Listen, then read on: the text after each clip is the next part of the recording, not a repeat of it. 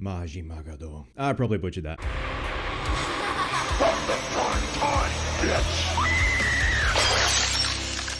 The cultural phenomenon that is Squid Game has come to an end. This is going to be my review of Squid Game 3, Squid Game Season 3, whatever you want to call it. So I'm going to try and keep this as vague as possible with little spoilers.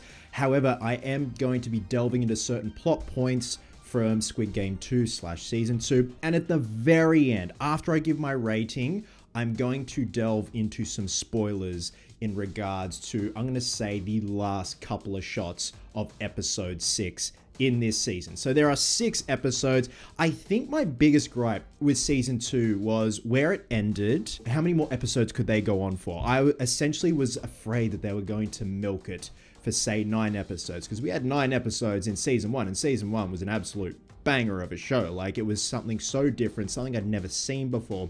When it came to season 2, I liked it. I found enjoyment in it. It just didn't hit me in the feels and the surprises and the shocks as much as season 1. So that left me a little bit worried for season 3.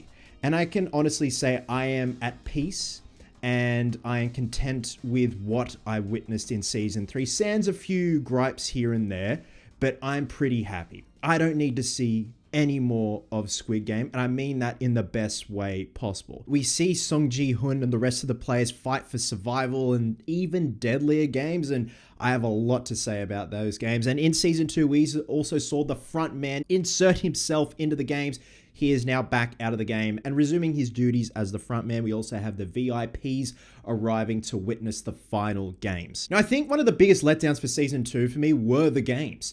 They were intriguing, they were interesting, but I think the beauty of the games is the simplicity of them when it comes to the rules, and it's not really about the games themselves, it's the human elements. It's what someone will do when there is sheer desperation for survival and financial gain. And there are only 3 games in season 3, but holy shit, they packed a punch and a half. I'm talking like the marbles game from season 1, where the stakes are so high, and it is definitely one of those things of a live or die moment. But the characters that it happens to really hit you in the feels. And it gave me those surprises much like season 1. If anything, I feel like season 2 was a bridge from season 1 to season 3. I wouldn't say it was filler, and there were a lot of things that I appreciated in season 2. I just feel like to get from point A to point B, we needed a middle part, and to me, that is season 2. I'm not going to say it's forgetful, but holy fuck. I feel like season 3 just really amped up everything. I do know the creator of the show originally just wanted to end it at season 1, and I don't blame the guy. It's one of those things where you're very protective over something, you're protective over an IP that you've created, but because season 1 was such a cultural phenomenon, Netflix were like, dude, like, we're going to throw all the money at you and do what you want. So I feel like this is him having closure when it comes to season 3 and how he wraps things up in episode 6. But going back to the games, I'm not going to say what the games are, but you can probably see from the trailers and TV spots and stuff like that, that once again, they are simple games, but with what goes down, holy shit, yeah, it definitely does pack a punch, which is what I wanted. I wanted that shock value once again with our cast of characters. Acting-wise, man, this is some of the best I've seen in all 3 seasons. Like, across the board, everyone pulled their weight. It was great to see. For me, the MVP of not just season 3, but season 2 as well, is Kang Yi-sum, who plays the mother. It's the mother and son duo in season 2 and leading into season 3 as well. Just some of the stuff that she goes through, man, absolutely bravo with that performance. I loved her. And again, like, there are great performances across the board. So she's the one that really stood out to me, because a lot of these characters go through some harrowing shit, man. And there's some moments, particularly one moment that genuinely upset me.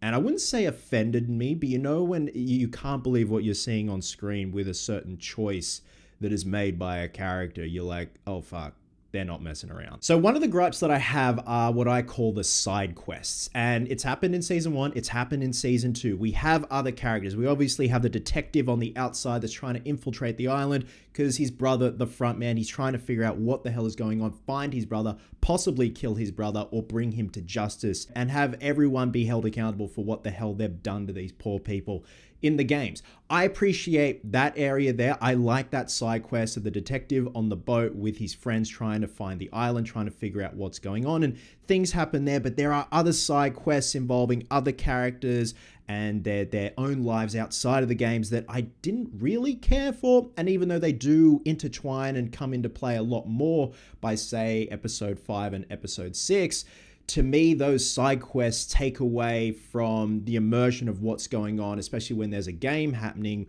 with all our cast of characters and then we cut to a side quest. I'm like, oh, come on, you're ruining the flow, man. Just little shit like that. I just didn't really care for some of the side quests. And yes, they do, like I said, wrap things up in episode 5 and obviously episode 6, but I could have done without some of these side quests / side characters. Now, there is an addition in season 3 that required a bit of CGI, and I'm not gonna lie, it was quite impressive. Maybe there are some people out there that'll be like, no, it looks awful, but it looked pretty good.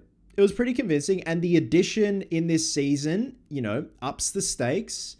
And I feel like the entire CGI budget went to this particular addition, and everything else, I wouldn't say fell by the wayside, but you can, notice CGI here and there when it's CGI. Now, when it comes to the ending is something that could have been fucked up so badly. It's no pressure at all. It's the epitome of, no pressure. You've really got to stick the landing this time around. Was I satisfied with how things were wrapped up? Yeah. I definitely was. I think the ending played out a bit too long. I definitely think there could have been some scenes that I wouldn't say could be cut, but shaved off. And there was a bit too much explanation going on with certain characters.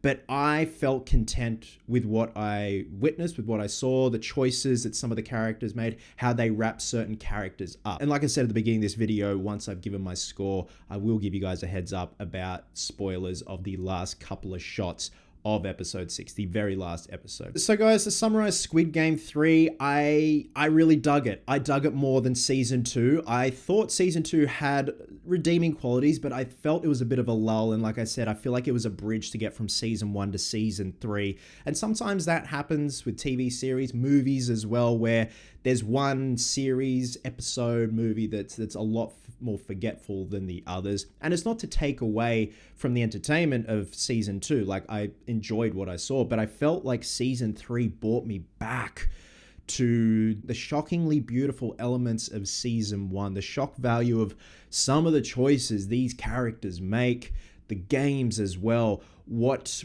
happens within the game between these characters, and again, the choices they make to survive, but also get that next step further to possibly get the money. I don't want to see another season ever again, and I mean that in the best way possible. I'm content. They just need to leave the legacy intact.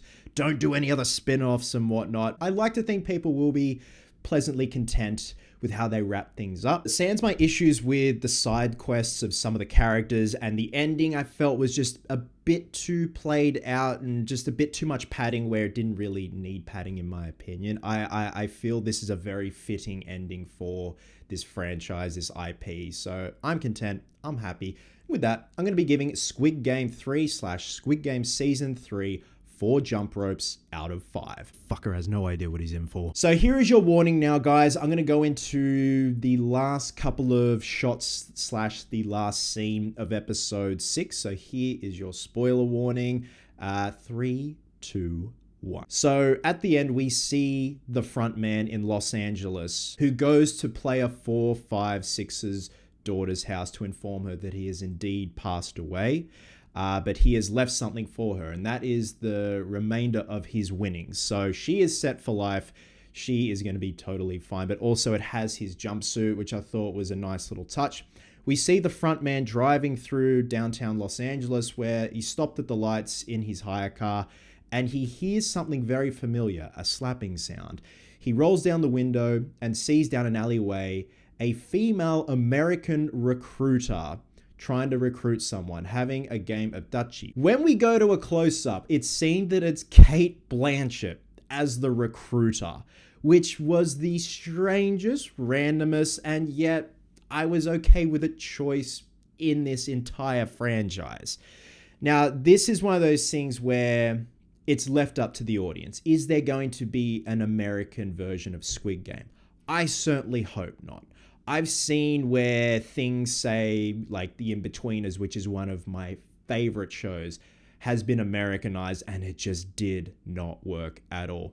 Or is it just one of those things where this is done, signed, sealed, we're not continuing this, but it's just giving the hint of the games have now spread worldwide. Like, is there an Aussie Squid Game going on where there's a recruiter in a pub and slapping pub patrons and stuff like that? It was an interesting ending. It's just one I did not expect at all, and I kind of just wanted to get my thoughts out there, but obviously give you guys a spoiler warning. So with that being said, that is Squid Game. I hope it's done, and I mean that in the best way possible because we got to keep that legacy intact. Love you guts, and I'll catch you in the next one.